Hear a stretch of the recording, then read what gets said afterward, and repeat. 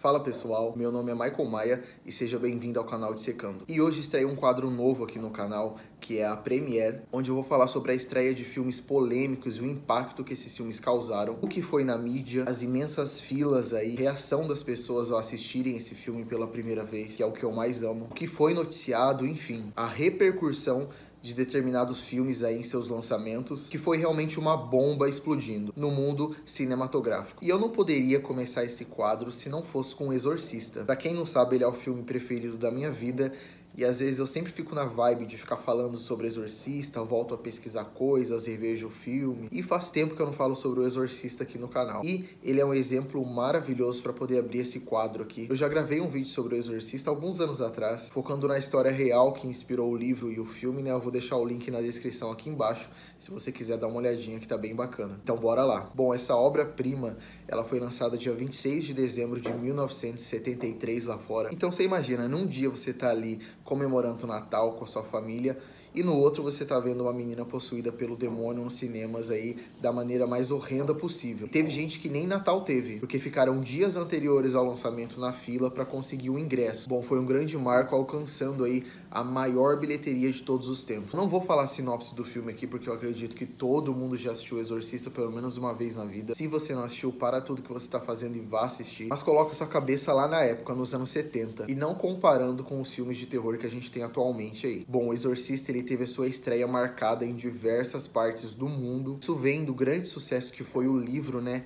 E isso gerou um burburinho nos meses que antecederam a sua estreia. E isso tudo pelo conteúdo aterrorizante que tinha no livro. Teve relato de gente que deixava o livro até escondido para não deixar exposto na prateleira porque tinha medo. Mas eles não imaginavam que no cinema o impacto ia ser ainda maior. E foi feita uma divulgação muito pesada do filme, né? Dizendo que o filme ia assustar todos que assistissem até a morte. Assim, O Exorcista se tornou o filme mais assustador de todos os tempos. Eram multidões se reunindo em todo o país, aguardando ansiosamente o filme que lhes foi dito que poderia assustá-los até a morte. Como uma mulher na fila declara: "Quero ver se isso vai me fazer vomitar." Essa era uma preocupação legítima dos muitos frequentadores aí do cinema, vomitar ou desmaiar. Mas calma que vocês vão entender. Bom, ele quebrou vários recordes de bilheteria de filmes anteriores a ele, e arrecadou 2 milhões de dólares e 24 cinemas em apenas 6 dias. É isso mesmo, 6 dias. Mas vamos pra fila então? Bom, a fila começou dias antes da sua estreia. Teve gente que dormia na porta do cinema para poder garantir o seu ingresso,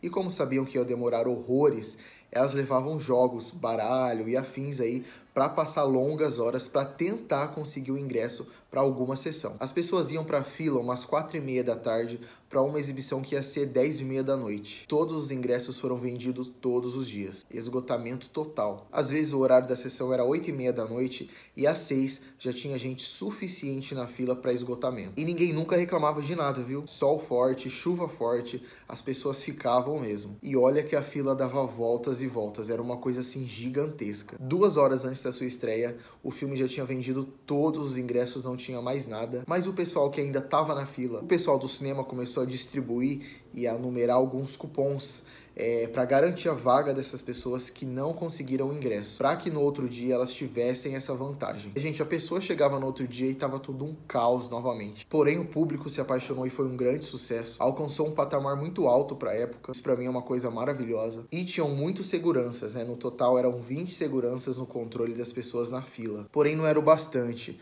Era uma fila tão gigantesca, era tanta gente, que se tornou uma preocupação policial. Então eles começaram a mandar os policiais para controlar as filas. E depois que essas pessoas entravam na sessão, como é que foi? Olha, eu posso dizer que muitas se arrependeram. Muitas pessoas deixavam o filme aí depois de 1 hora de exibição, porque elas passavam mal e queriam ir embora. Tem gente que foi assistir 2 vezes e não conseguiu ver até o final, porque achou pesado demais. Gente, a reação das pessoas era algo muito bizarro mesmo. Elas desistiam, vomitavam e até desmaiavam. Esse rapaz, que é uma espécie de lanterninha do cinema, fala que nunca viu isso em toda a sua vida. Gerente de um dos cinemas aí, ele relatou várias pessoas desmaiando, e um repórter foi perguntar para as pessoas por que elas desmaiavam, por que elas achavam assim tão horrível. E todas diziam que era muito tenebroso, muito assustador. Essa moça disse que é muito nojento, mas não é como se ela tivesse enjoada. Era uma outra sensação, e que até as pernas dela começaram a tremer, e ela se sentia na obrigação de cobrir os olhos, principalmente quando a personagem, né, a Regan, ela começava a falar com voz de demônio. A maioria das pessoas desmaiavam, mas voltavam para ver o filme mesmo depois,